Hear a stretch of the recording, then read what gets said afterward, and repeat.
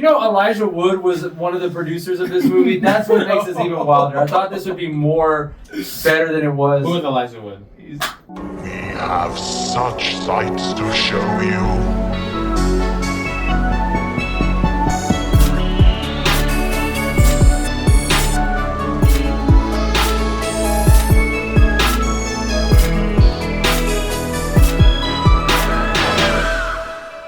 Hello, everybody. Welcome to the Four Dead Losers podcast. We are three of the Four Dead Losers. I'm Ramito. Jordan. I was following his. I'm sorry. So he's supporting on that side. I'm usually on that side. Okay. We'll do it again. I think we gotta leave that in. I think that's it. All right, Charlie. Hello, everybody. Welcome to the Four Dead Losers podcast. We're the Four Dead Losers. We are three of the Four Dead Losers. I'm Ramito. Adam. Jordan. And today we're going to be talking about Mandy. Wow. Viewer request on Spotify. We saw your comment. We take requests, just so everybody's reminded. Non-spoiler thoughts. Adam, what do you think of the movie? Man, I just wasn't a fan. Definitely found my... Yeah, surprising. There were some, obviously good things. There was a lot of visual things that I did like, but there was also a lot of visual things that I didn't like. I felt like it was one of those things where, I guess to summarize my disliking for some of it, I could summarize it as... when you remember those projects you had to do in school and you were required to do certain things within the project for it to be a success. Yeah. I felt like that's what they did this entire movie. There were just so many different things that they did that I get it were choices, but also just seemed excessive. Oh wait, we have to use red lighting here because we haven't used red lighting yet. Or we have to use a strobe effect here because we haven't done a strobe effect yet. And it's just there's just some things I just didn't like. But I would say overall, there is some redeeming factors to it, but this movie was just not for me. Okay. Rating out of 10? Oh, man. I'm gonna have to go a solid 4. It's pretty low on my... For Adam? radar. Yeah. Wow, that's shocking. Jordan, non-spoiler thoughts. What did you think of the movie? I came in expecting y'all to love it just because it's Nicolas Cage. I thought this was finally time for me to get my average lower than y'all's, but probably not. He's a national treasure. I feel like I agree with basically everything Adam said. I feel pretty neutral. I feel like it did some really creative things, and then a lot of things that didn't need to be done, or you're just checking off the rubric, which I feel like the good parts of it were balanced out by the bad parts of it. So yeah, overall just kind of neutral. I'd probably give it a 5, exactly a 5. 5 out of 10. It's an art student's final that they submitted. Yeah, the teacher has to watch it and be like, what the... Didn't regret it, but probably wouldn't willingly watch it again. Yeah, non-spoiler thoughts for myself. I agree with what they're saying. I was basically... So Joy and I went to go get groceries this morning, and I summarized the entire movie to her by the time it took me to fill up her car with gas, I was done. I was like, oh, okay. I mean, not a whole lot happens story-wise, but where this movie, I guess, shines is visually. Mm-hmm. It does a lot of stuff, just like you're saying, is that it's art house movie is what I'm trying to say, is really what it is. Which isn't my cup of tea either. I do like what they did during some portions. There were definitely, references to other movies. They live near Crystal Lake, and I was like, oh, okay. These characters that we'll get introduced to later, they have really big similarities to another really big franchise, that kind of stuff. But for the most part, it was all right. I'll probably give it a 4.5 out of 10 for myself. So we're going to go ahead and get into the spoiler section of the video. Don't forget to like, comment, subscribe, do all the algorithm stuff. We'd really appreciate it. Help us out. But until then, this is going to be your spoiler warnings. We're going to get into it in 5, 4, 3, 2, 1. So the movie basically starts off with Nicolas Cage getting home from work, right? And then we get a title card that says The Shadow Mountains. And it says The Shadow... 1983. Yeah. Shadow Mountains, 1983. Yeah. And then, so this movie uses title cards to basically tell us what act we're in, right? Similar to Nick Cage's other movie, Longlegs. So the first act is called Shadow Mountains, and we basically we get introduced to all of our characters, just like every other first act of every other movie. So Nick Cage, his name is Red, or his character's name is Red, is married or a partnership, something, with Mandy. She's an artist, and then we get a little bit of their relationship. You can tell that like they care for each other. Red, I think, is a logger or something like that. Yeah, that was my question. It was like right off the bat was like, okay, he's like logger, lumberjack, whatever. But then I'm like, why are they getting flown off of work from a helicopter? Like, what logging company is like flying in their people and taking them away every end of shift in a helicopter? Like, I mean, maybe I don't know anything about the logging business. That just seems very excessive spending like that. I feel like helicopter transportation seems like much. Like, I get it, it's a big forest right there, but I'm like, at one point I would think like you just have a couple Jeeps or a couple like cars that like are off-roaders and you can just like just jump in and like, Yeah. you know, I don't know. And that, I think that was already like, okay, this is already kind of weird. Like, And if they get transferred into there by helicopters, how do they get the wood out? Yeah. yeah, that's I what was I'm gonna saying. say, he has like the perfect truck to throw logging into. Yeah, and then, Drive but yet him. they fly him back on a plane, and then like somebody's even having like a conversation with him, right? He's like just doesn't even like care, just like Yeah. classic Nick Cage movie. And so Mandy, she's an artist, and so I think we get a few of her works right throughout the movie. Let's see.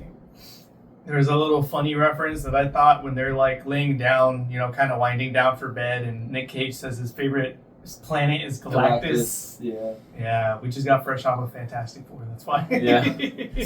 Bro. Yeah, He said the thing. And so like here is where we also get a lot of like the visual effects kind of things, which is like really like we're in a audio media. If you're listening to this on Spotify, if you're seeing this on YouTube, we'll try our best to get like what the picture looks like, but like there's a lot of visual things that are gonna get lost in translation from our podcast to from the movie to our podcast. And that's really where this movie shines. Yeah, like I think it's like whenever he's doing the logging picked up, it's like kind of like that grainy type film, but it's like also dark. It has like that darker than like a Twilight movie, but it still has like that like, oh, everything, even if it's like kind of light out, it's still dreary. And then they get to the house and like I think it's normal lighting at the house at first, but then like once they go to bed, then we get that like red blue hue of things. And Yeah. that was I think one thing like some people commented on was like certain colors represented the characters at different points in the movies and things like that, which I'm like, okay. All right. They definitely like, yeah, I guess they were trying to match the vibe, but like the blue scenes were usually one emotion, but it was definitely a little overdone. During some parts. What is it? The Spider-Man movie does it better from the animated one. Like that one uses colors really well. Oh, Into the Spider-Verse? Yeah, this one just felt like excessive. So we just basically get like what their relationship is like. Eventually, Mandy is taking a walk during one of the days on her free time or whatever, and this friggin' Texas Chainsaw Massacre bus van thing drives by, and that's where we get introduced to. We don't get their names yet, but it's they're a cult that's called the Children of New Dawn. And their cult leader, whose name is Jeremiah, basically makes eye contact with Mandy, and it's very much like a love at first sight kind of thing.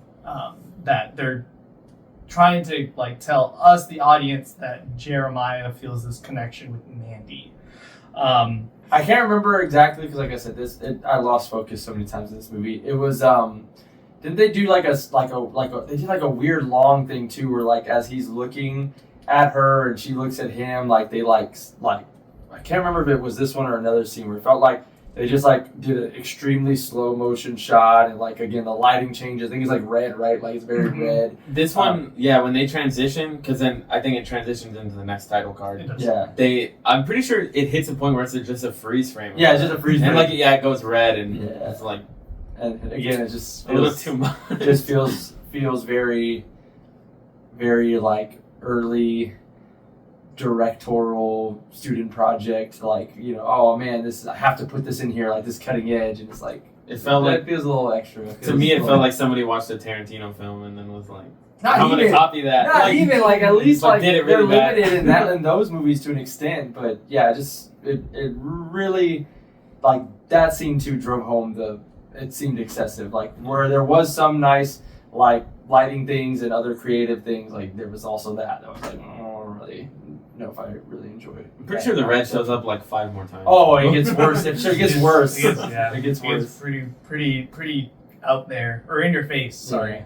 Yeah. So then, just like Jordan's saying, we get the title card, which is the Children of New Dawn. We have all of these people, and they're living in some kind of like bunker or something. We get to what it is later on in the movie, but Sure, right it's a now, commune. yeah, some commune. And Jeremiah, with Jeremiah, the cult leader, is laying down, and he's making everybody come towards him, right? So he's talking to Mother Marlene, I think, is the first one, and she's upset. And Yeah. he's like, "Bring me the girl." It's like yelling at her. he says everything you do is wrong. He tells her, and which is like your classic cult leader thing, right? Like always making sure that they quote unquote know their place, which is, you know, Or they need your love. yeah, exactly. Eventually she leaves, and we get introduced. I think it's Brother Sean who comes in next, and so Jeremiah is talking with Sean and basically says like, "Hey, remember that girl we saw on the side of the road? Yeah, go find her, and I want her." And he's like, "Okay, all right, cool, whatever." And Jeremiah, what did he say? He says like, "Oh, you can make sure that they get that other guy too." Yeah, like because he needs. Well, he has the the horn of it's the same. Phyrexia. It's the same name as Late Night from the Devil.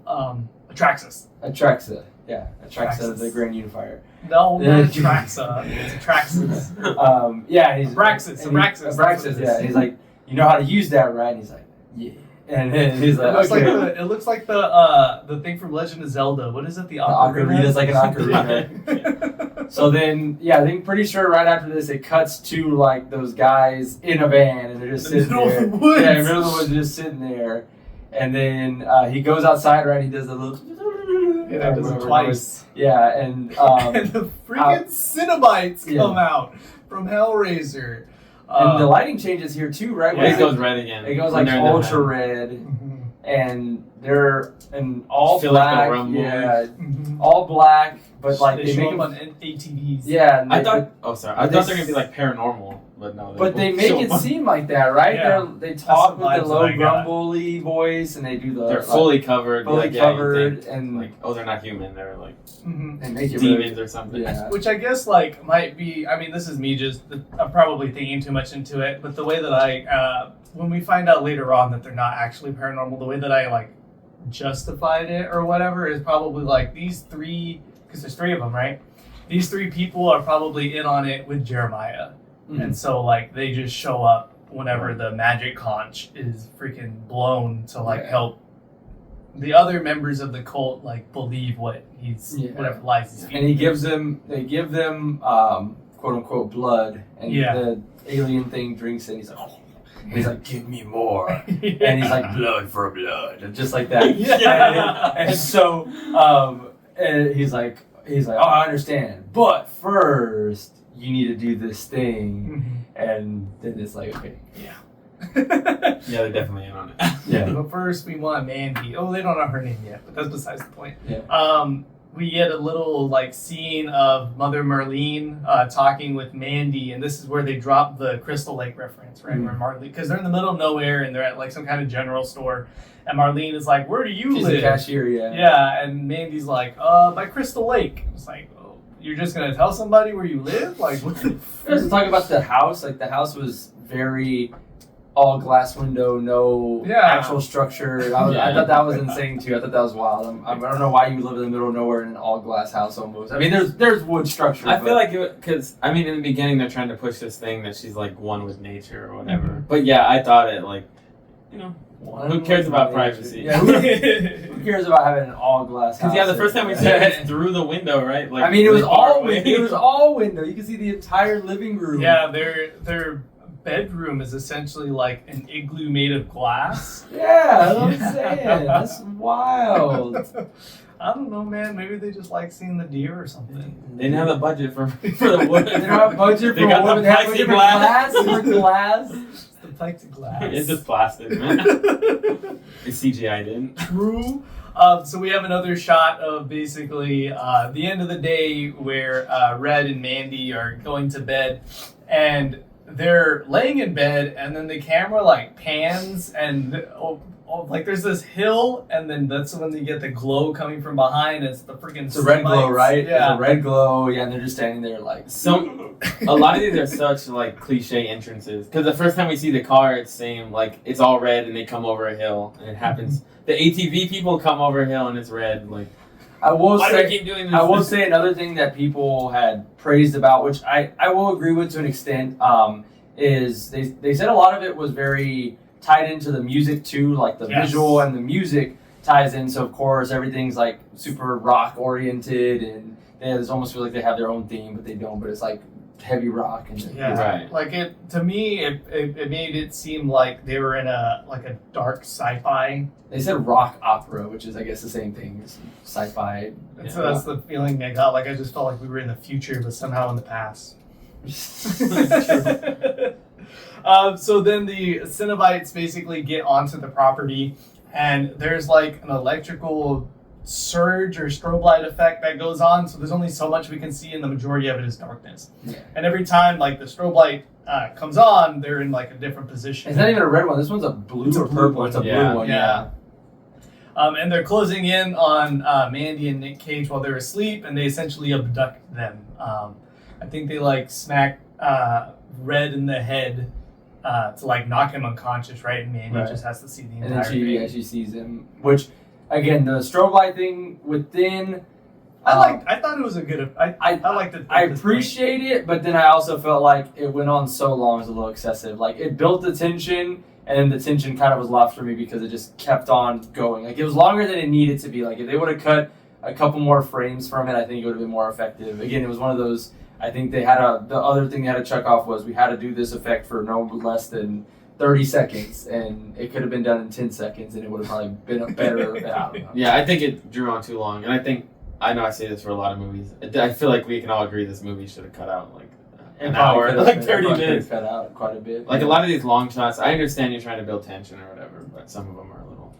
Can I also throw out here? It's going to be a comment I'm going to make here coming up soon in the second act, but the other aspect of this movie that really irks me, and it has to do with, I think, delivery and versus like substance, where sometimes you think something has substance because you're delivering it a certain way and it doesn't. And the one thing that really peeved me was the dialogue in this movie, because it was presented in a way that like everything any character had to say had to be some profound thing, and it really wasn't. Like, that irks me so much. About, I'm sure there's somebody that's like, man, the dialogue was great and the meaning behind this. I'm like, but that's not dialogue that goes on between people. This is how it was presented. Yeah, there was very little actual like conversation. Yeah, Jeremiah, for the most part, his makes sense to an extent, like in terms of like his character doing that, because he's the leader. Yeah. But then it's the same, like Nicolas Cage's character does it. Even Red and Mandy, like when they talk to each other. Yeah, everything is like profound, and it's like that's not how people talk. And if you do it, why do you talk like that? It just seems,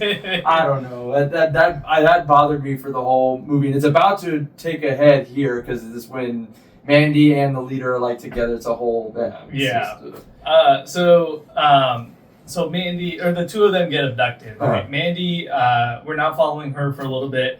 And so she's talking with Mother Marlene. And so the entire movie, every time Mother Marlene had come out, I just kept thinking about, what is it? The new Texas Chainsaw, whatever, because she plays the returning character, right? Oh, she's does like, she? I think she does. And she goes, Leatherface. Leatherface. I just kept thinking, like, every time she showed up, I just kept thinking, Leatherface.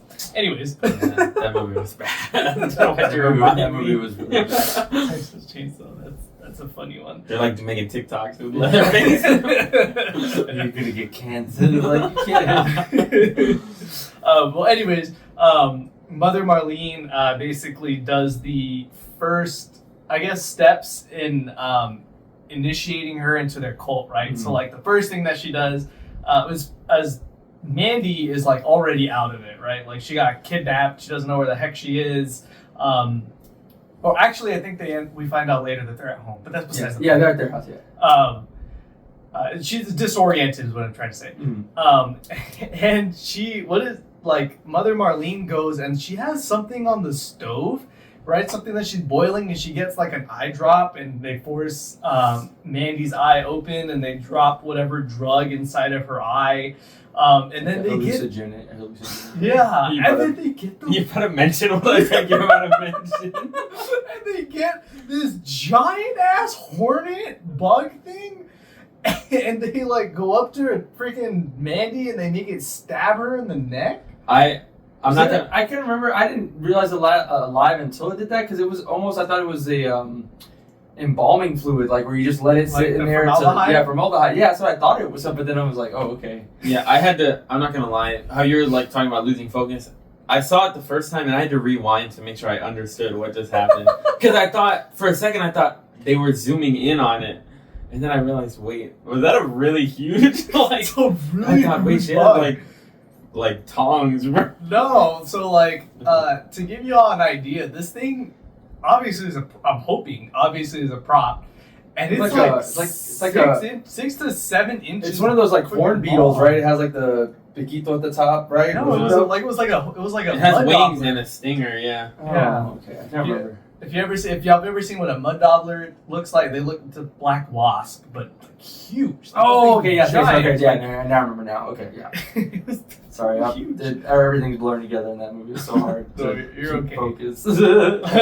And then then they start leading me. They pick Mandy up. It's Mother Marlene and another one of the cult members named Sister Lucy, and they lead her basically to where Jeremiah is, and you can tell that Mandy is starting to feel the effects of the hallucinogenics. She even does what did she say? I don't remember the exact quote, but she made a thing of like, you don't realize how important you are to him, and blah blah blah. But then also kind of helps state her importance too, of like she's the, I don't know, More like talking in like this has to be some profound. yeah, it's some profound thing. Which I guess again, cult people kind of sometimes speak like that, but still, it just seems very yeah.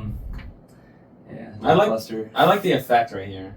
Yeah, I didn't mind it. I feel like it was I didn't like it because it did more just disorienting things, which again, not disorienting. I get why you would do it, but it's also the whole movie. It's is just about so disorienting. it's just so excessive. It was I'm about to say it was so excessive. You just had it so much. It was like, okay, I'm tired of it. Like, give me a normal shot. Yeah. It might have been like a 2 minute, like a 2 or 3 minute scene of just that effect. Yeah. So basically, what happens here?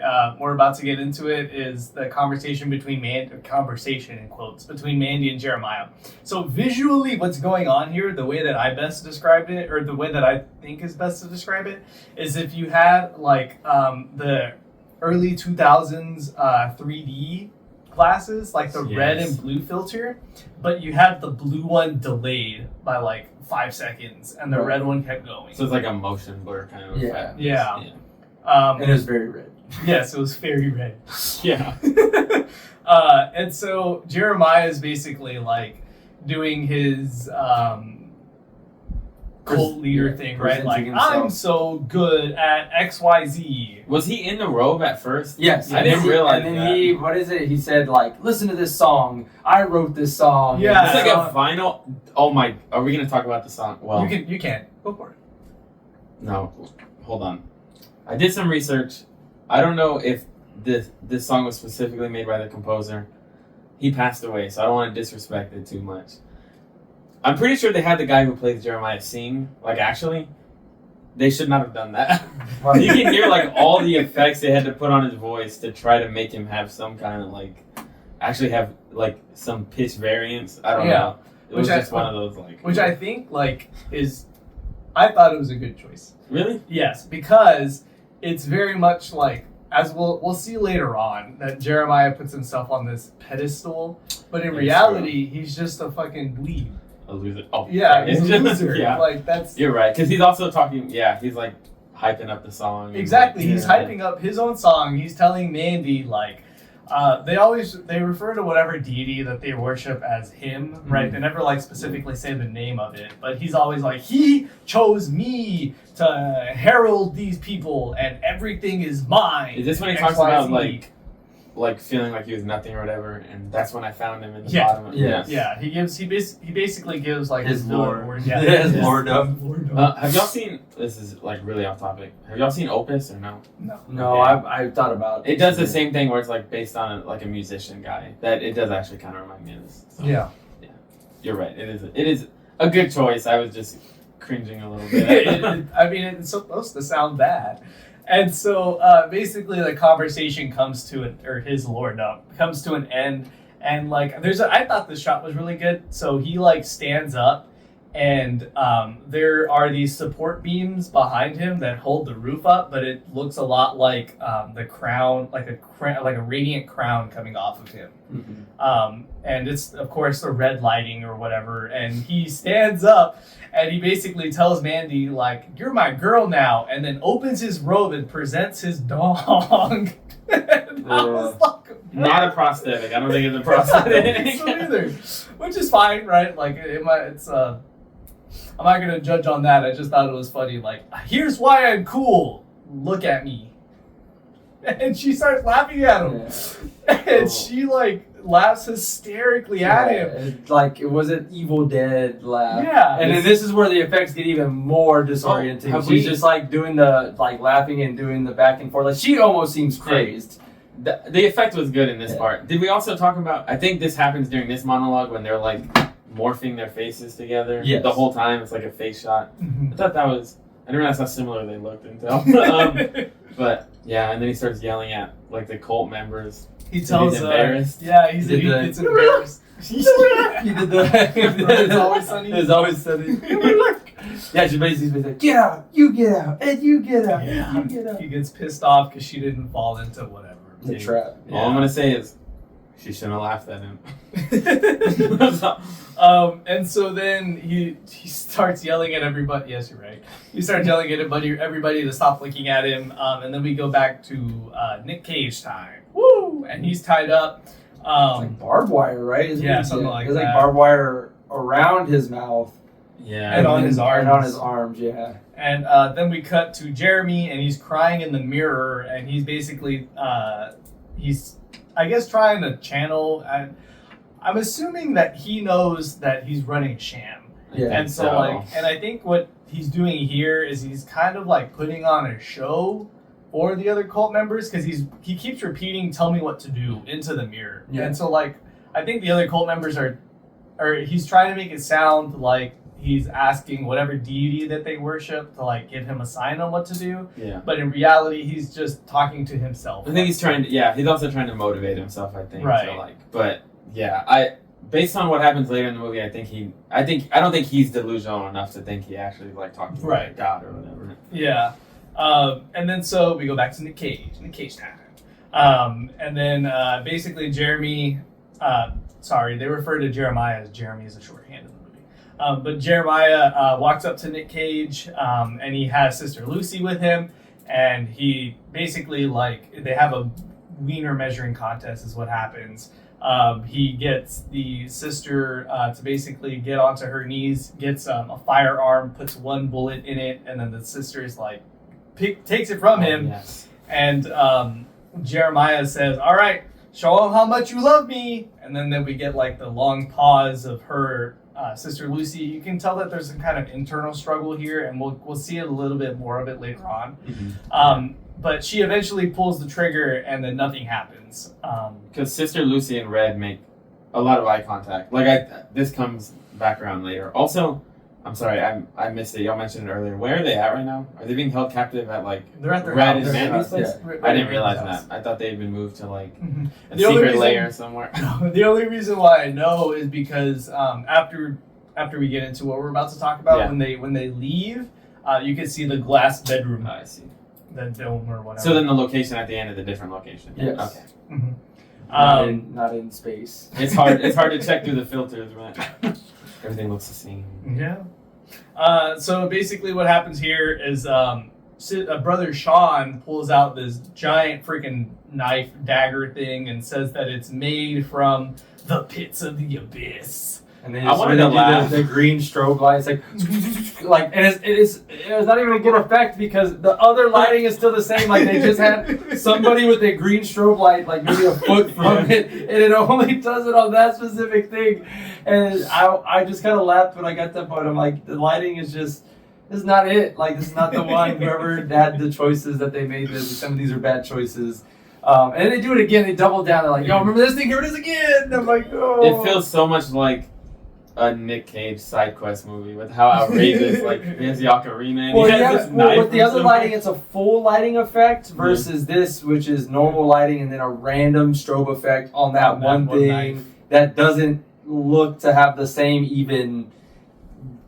What's the word I'm looking for?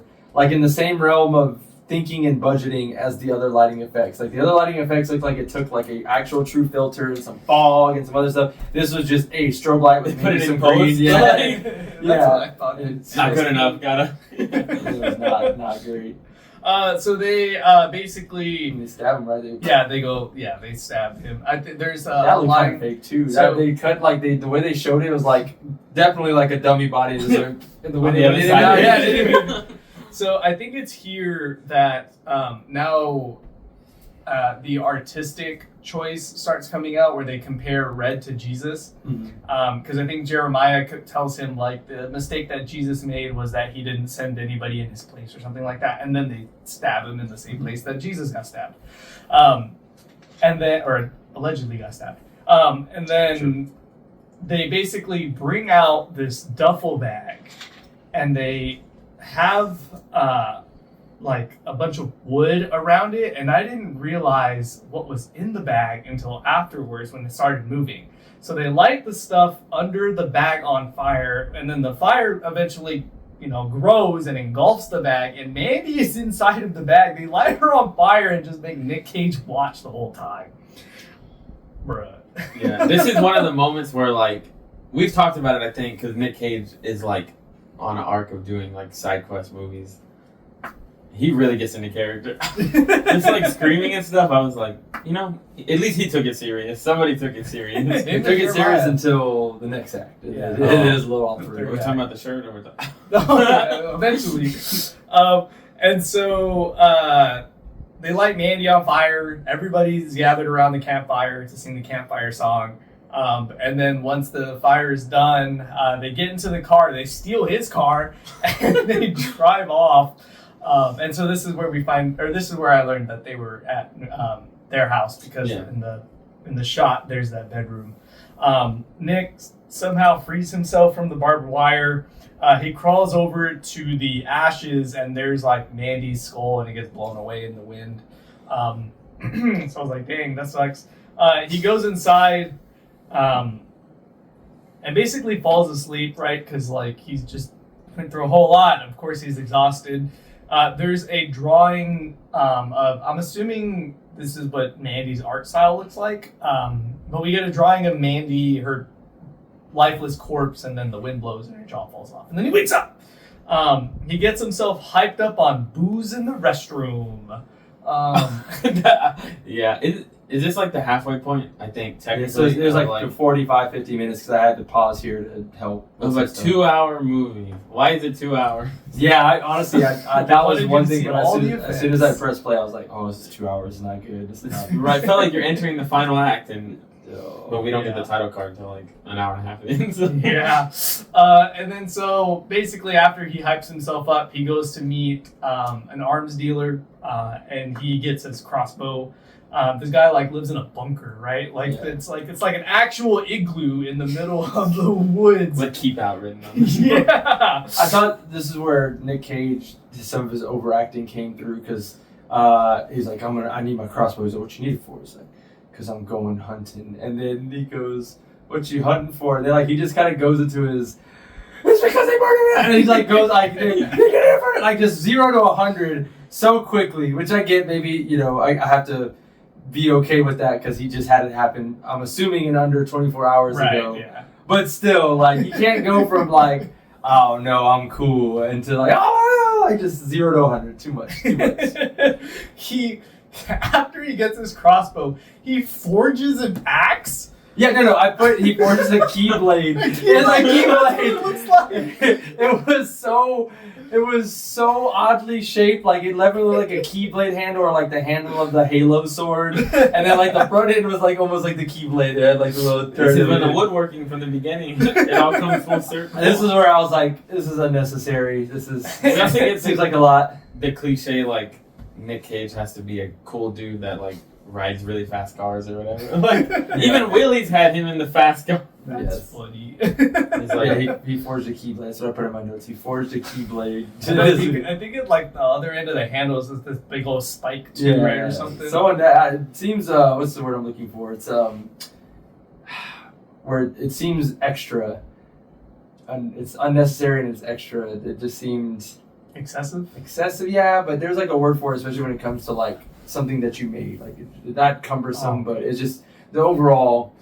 It was just unnecessary. so many unnecessary things about that design. the concept artist was cooking The that. What? Combining a bunch of stuff. And then we get the third title card, which is Mandy, and I like the way this one looks. Right, it looks like the heavy metal, Like death metal, yeah. like Cannibal Corpse, or what are they called? I think that's what their name is. Yeah. But they're like, You know what's funny is obviously you realize when the second card hits or whatever. In the very beginning of the movie, when the first title card hit, I thought, am I watching the wrong movie?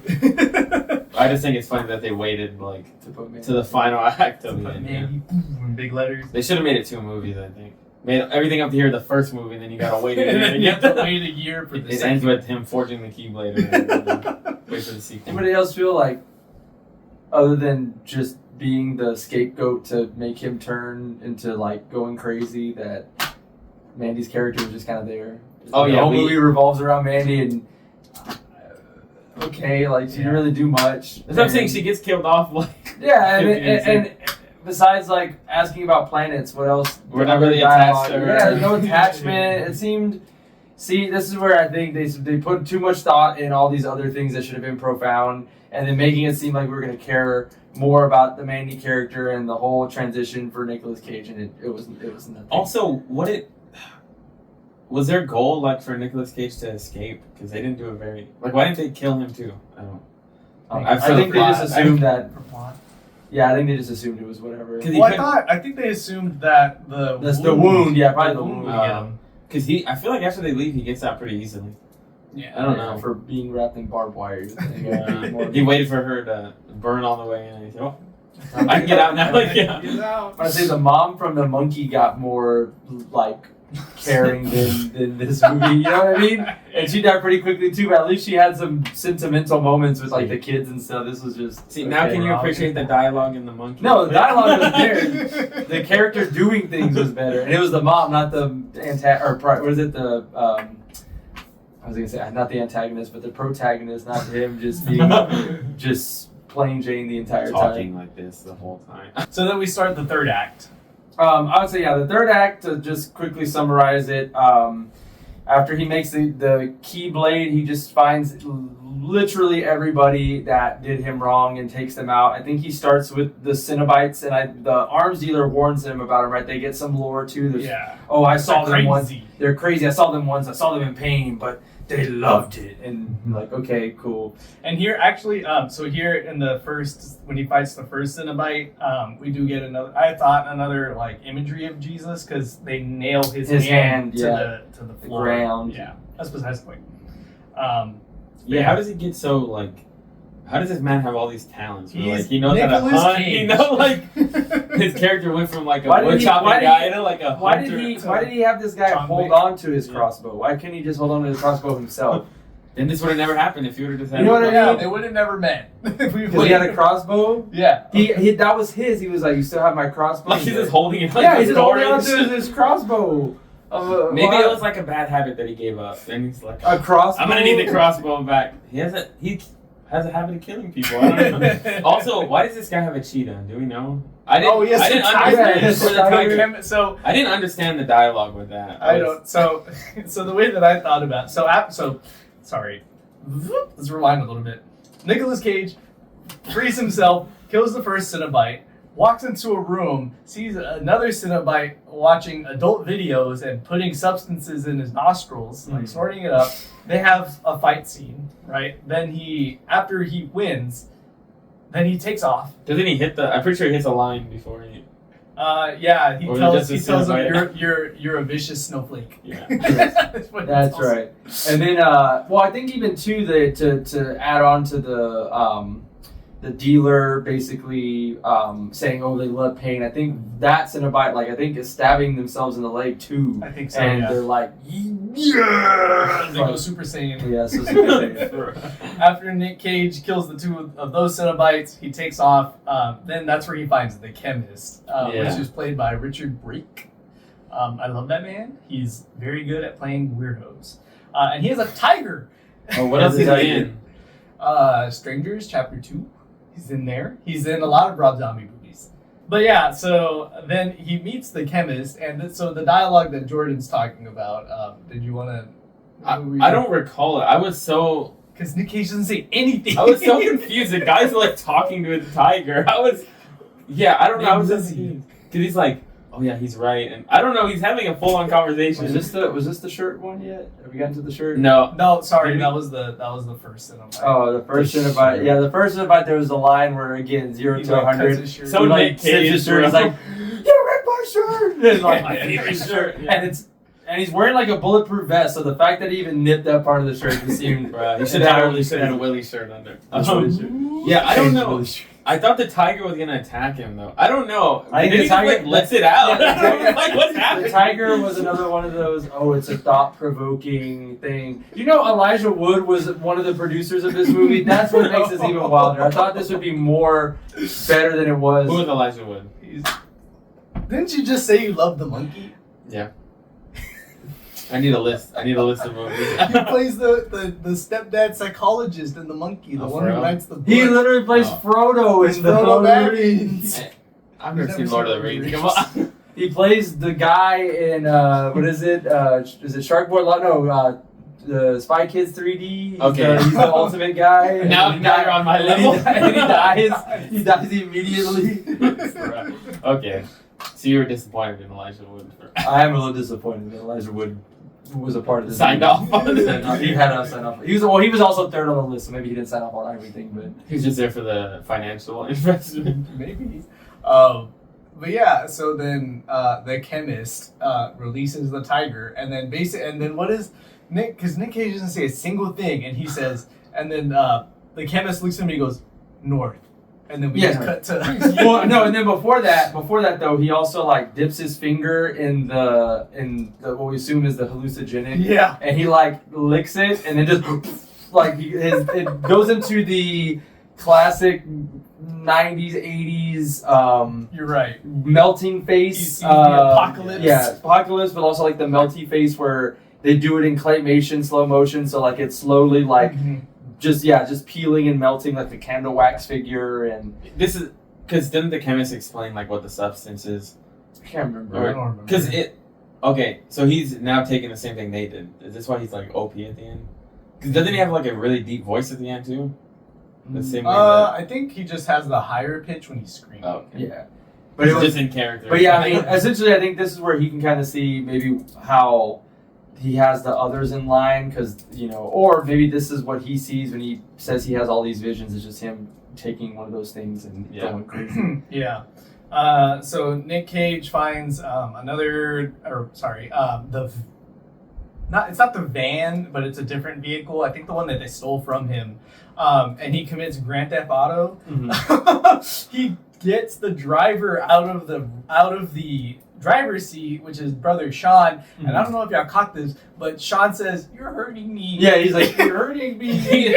After they just destroyed and burned and did all this stuff, and they know you're hurting me. Why does he look like Phil Collins? And then this is where we finally get the Keyblade. He like gets him against the tree and like basically pushes the Keyblade from his mouth and like into the tree. Because he talks about Mandy burning her. Yeah, he was like, what did he say? That the darkest whores burn the brightest. yeah, He's like, better to go out. Oh yeah, burn better to burn out than to fade. Which another he's profound. This is also when we Doesn't he spare Sister Lucy in this moment? Yes. Red and Lucy make eye contact, and Red walks away. Yeah. Which again is because I think she She's also a started to victim. realize She's that trapped. she's Yeah. trapped. Yeah. And then he basically finds like their hideout, right, or whatever. Mm-hmm. We get a chainsaw fight. Dude, the second I saw the chainsaw, let's go. Nick Cage drops the keyblade to pick up the chainsaw, and then the dude he's gonna fight in the chainsaw fight pulls out an even longer chainsaw, and I was like, bro. Yeah, who what was the this guy? hell? I It think was, he was brother. The Lewis. No. Yeah. Yeah, I think it was Lewis. Or Hanker. Was it Hanker? Might have been Brother Hanker. I thought Lewis was the big guy that got sacrificed earlier. Oh, Lewis, I think was. Yeah, you're right. No, because Hanker, he. Oh, I guess we forgot this. Was Hanker, Hanker cleaning the car or whatever? Yeah, he was cleaning the car and he just axe throws. Yeah. Oh, yeah. So then Yeah. it's the one next to we have for on YouTube Brother we have Klopik. yes. Brother Klopik. For those of y'all watching on YouTube, we have a screen over there that has all of the Because character let's be names. honest, I don't think he said hardly half of the names. He only No. said the chemist, Mother Marlene, and maybe Sister Lucy. Or That's Hanker's about just there with his mouth open the whole time. it. Yeah. Oh yeah, he's the creepy one. Yeah, He's like the Beavis and Butthead the character. Beavis and Butthead. Where they do the AI if they were real life. That's Right, yeah. But yeah, no, and so he ends up deciding, okay, I'm not gonna win with the chainsaw. So he grabs an actual chain Yeah. and like spins it over and like Lassos grabs perfectly him, around and his neck or lassos him, whatever. and then just pulls him in, and he falls on the chainsaw, and you just hear it. Like that's it. You don't get very much. Just And then you get the blood splatter out or whatever. yeah, that was it. And then so this is where we Kind find of wild. like the layer, right, which is like this.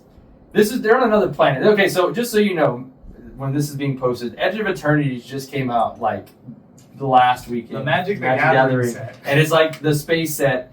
And this is just essentially like a planet. Like it looks like he's driving up a desolate planet, sci-fi planet, because it's like red and it looks like it's like almost like what Mars would look like, but in a dust storm. But there's not a dust storm; it's just hazy. And there's like these rocks and things that are like jetting out past like what they probably should be. Like they're all pointed and jagged. I don't know. It's just in my mind, what I thought was that's not what it really looks like. I think it just looks like that because he took the hallucinogenic. That's what it has to be. There's no way. You know, I really wasn't focused when I'm like, oh, that's what Nevada looks like. Yeah, That's where they filmed. You just They're just in the assume- desert. You just assume that's what every desert looks like. I was It wondering or later on we see the sky with like other planets, and I thought It looks like an edge I'm of confused. It's an Edge of Eternity's planet card. Is what it is. Am I wrong? It looks like an edge. Like, go here, pull on over. Where's Galactus at? I'm waiting for- Galactus. So then it's basically like this triangle building that has a cross on it. He goes inside. There's a pedestal that has a book, which I'm assuming is their holy text, and he just throws it on the floor. And then there's a hole in the ground that's glowing red. And so More red. yeah, more red. So Even again, more this is like in my mind where we get more of the Jesus imagery, because like didn't I want to say in Revelation or something he like descends into hell and kills, or not kills, but he gets rid of all the devils and he comes back or something. I don't know. Sounds like something that would have happened in the book. Yeah. Oh.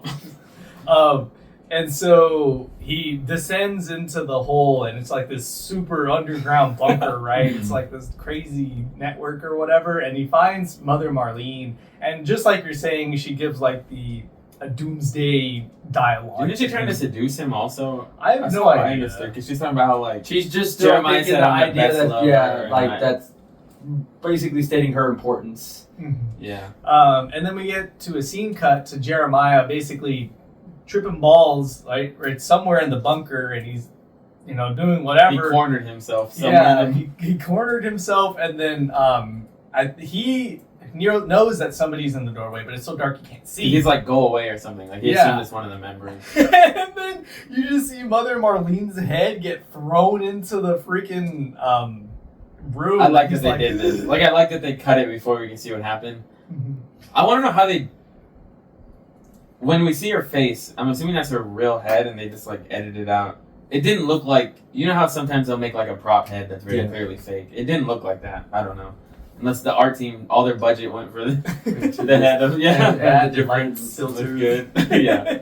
And then so Red walks into the room. Jeremiah realizes what's going on, and then I thought was very interesting, right? Because then we see basically this man crumble. We see like his true colors and how he's like an actual coward. This is why I assume he knows that he's like conning people. Yeah. Because he like instantly goes for, if he thought he was actually powerful or whatever. Yeah, he instantly starts begging for his life, right? Like, I'm sorry, XYZ. And he's begging, let me tell you. Yeah, he really is. He offers it all. He does. But then he like didn't turn. Then he snaps out of it again. And he's like, "No, I'm this," and after he's already on his knees, like basically kneeling to And then Nick Cage puts his hands around his head, and then we just see, he squishes his head. There was one, see, and then the effects for this head were kind of bad. The one freeze frame we get of like the eyeball popped out or like crushed in, I thought, it is what it is. But yeah, that's the movie. We then get to him driving away from the space planet. Did he light it on fire? Yeah, he does. And then we it get down. like another like back shot of just like him standing with the shadow, looking like a badass while And then everything's on fire. he leaves the thing. Then we get, of course, the classic. Who he did it for? He's driving the car, and he sees Mandy in the passenger seat. But then we get this awkward he's like different frame where he's like looking at her, and he's like normal looking, and he's like kind of like smiling, and then we see her again, and then it pans back to him again, and then he's covered in blood. Yeah, and he looks like angry, and they pan back to her again, and then pan back to him again, and he's smiling creepily. He's like, and crazy. I feel like they did the face paint a little too smooth. I feel like you can see like the circles around his eyes. Like everything is red except the. and then it pans to her again one more time, or it pans to the seat and it's empty, and then they pan to him again, and he's just like normal driving. And then we get the horizon with of the different planets. Yeah. They should have put Galactus in. They should have paid for the rights for Galactus. Come on, you paid Nick Cage like $20 million probably. The whole budget's just for him. Yeah. But yeah, so that's Mandy. Pros and cons, Adam? Again, I think to say that there wasn't anything good about this would be a lie. I could see why people like this movie. It definitely was experimental. I think they took a lot of risks. And when you combine the artistic effect of all the visual things they went for, along with the music, which I think a lot of people was what they really enjoyed and how they liked the pairing, I could see why people would enjoy this movie. I don't see why it's rated as high, but I do see why people would like it. Definitely just wasn't my cup of tea, just too much happening. I felt like there was very, very many choices that probably could have been slightly different and probably would have made the movie a little bit more enjoyable. I think the lighting at times were excessive to the point where I get why in disorienting types of scenes, but not to the point where it just seems overdone. Like it's almost done for the sake of being done, and there's no normalcy in there to break up that thing. Like I think I can count maybe 2 scenes that the lighting was normal, and it was the dealer scene and it was the scene for whenever he was in the restroom. Like that was it. Like I think those are the only 2. Outside almost could have been the 3rd, but then they did the strobe light effect and the bad green strobe light effect. If you broke it down by time, the whole 2 hours is probably like 10 or 20 minutes that doesn't have a filter on. Not even. I think it was only maybe like 5 minutes. Yeah. But all in all, I just think the movie, while had some cool decisions, a lot of it just felt excessive, and the movie was very, very tough to get through for me. Again, liked it in some sense, but didn't really like the movie at all. Yeah. Jordan? Yeah, I feel like it's another one of those movies, like I've mentioned, that, Nicolas Cage kind of, if he wasn't in it, I don't think it would have any kind of acclaim or people would care about it, but Hot take. no offense. I mean, hey, I did like some of the things like you're saying. There were some creative choices. I liked a lot of the visual effects to an extent, the first time they showed up or the first or second time, and then it did get kind of old. I say this with like every movie we watch, I love the grain. We have seen movies like Willy's Wonderland that decide to do like the no grain thing. I absolutely hate it, so I'm glad they put grain. Or if they just can't afford the newer cameras and that's why they have green. Hey, and I'm okay with that. What else? Let me see. I like the title cards. You're right. I forgot that Longlegs also did that, but I feel like that is kind of I don't see it very frequently, so I thought that was nice. This is interesting. I didn't really think about it till Adam talked about it, but this is probably one of the first movies in a while that we've done that I didn't do any research on. Like, I looked at the Wikipedia page, but I didn't look at Reddit. I didn't really look at the Rotten Tomatoes or anything. It has a very high Rotten Tomatoes score, which I thought was very interesting because this is not the type of movie I would have thought would have had a higher rating. I think it could sit at like the low 70s and get away with that, but I think it's at like an 80 plus or a 90. So like anybody in the audience score, either they watched it because they knew they were gonna like it, or they just skipped over it. And telling you, it's all the Nicolas Cage stands, man. But I did see on the Wikipedia page, it mentioned it like it's considered like it's highly acclaimed along with like his recent work like Longlegs and other things, which I have some opinions on. But it talks about it. It also got nominated for awards and stuff.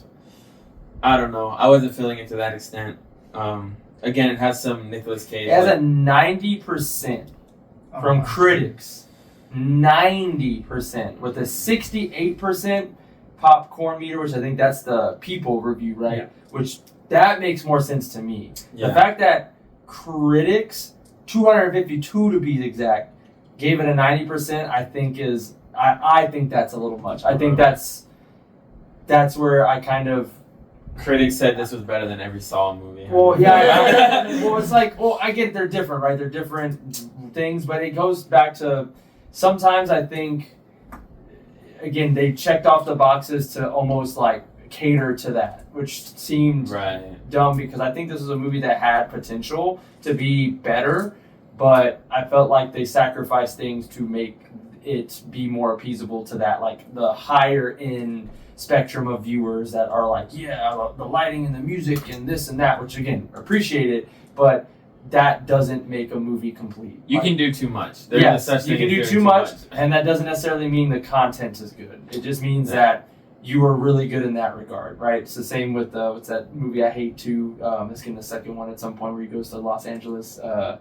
What is it? The In a Violent Nature? Oh. Yeah, or the cinematography was really good, but the movie was bad, and you people are praising it like, no, you just don't like slow burns. That movie's an 8 at the lowest. It's bad, and the fact that people were like, oh, but it's this greatest thing, and if you don't like it, you just don't have the patience. It's like, no, but I appreciate the cinematography because the cinematography is awesome. Like whoever did that was great, but the storyline was not good. The acting wasn't good. You didn't like the dialogue. And the kills were way overrated. Like even the Mortal Kombat one, I'm like, bro, like there's been way better ones. I think you're just hyping it up too. Like you needed something to make that movie good, and you hyped it up. That's how I felt. But anyway, getting off the tangent. You know what? We're gonna argue this right now. We'll argue that later. Ultimately, I just want to close off like my thoughts by saying I think we all agree that if they would have cut like 40 minutes out of it, I think there were good ideas here that could have been. It's not all bad. It could have been salvaged and been like more entertaining. I need somebody in the fan base make a cut. Like, make a Reddit cut of this movie. You can almost make it like I think if you made it more of a short and less of an actual full length movie, I think it'd get higher appeal because then people are like you can almost get away with doing some of those things, and since there's less of it, I think it pops more. It just makes a better viewing. Yeah. I just don't think there's enough content like to make it 2 hours, and it's one of those movies where I don't feel attached to any character here. Like even at the end of the movie, I don't feel like anything's been validated. I don't feel happy for him. Like it's just like, okay, I watched that. Like I'm not rooting for anybody. I'm kind of just being tortured by having to sit here for this movie. Yeah. But yeah, that's all for me. If you want the cons, you go from minute 1 and watch to minute 120. You get to the opening song and then. So pros and cons for myself. I don't really have anything else to add that hasn't already been said. I do feel like Nick Cage really had a fun time doing his Nicolas Cage thing. I think he's proven at this point he's worth the money. I feel like in terms of like the amount of effort he puts in, it's very clear that he's willing to go the extra mile. Yeah, he's a national treasure. But yeah, so we're gonna go ahead, close the episode. Don't forget to like, comment, subscribe, do all the algorithm things. We really appreciate it. The next episode, we're gonna do something different. We are going to do probably a roundtable. So the next episode is gonna be a roundtable discussion. We have some different plot points that we're gonna be talking about. We're gonna definitely dive into personal opinion things. We're going to talk about movies that we felt were underrated, movies that we feel are overrated. We're going to talk about movies that are not necessarily our top 5, but maybe our top 5 that we grew up with. So things of kind of like seeing where all of our background comes from, as well as maybe hotly debating some other topics. So yeah. Oh yeah, surprise topics. Surprise. We're gonna argue for sure. Yeah, there's gonna be a lot of arguing. There may be some fist fights, but we'll see how it goes. We might accidentally wear the same outfits. I don't know. Yeah, we might. But yeah, so we'll see y'all then. Y'all have a good day. Did you say fist fights?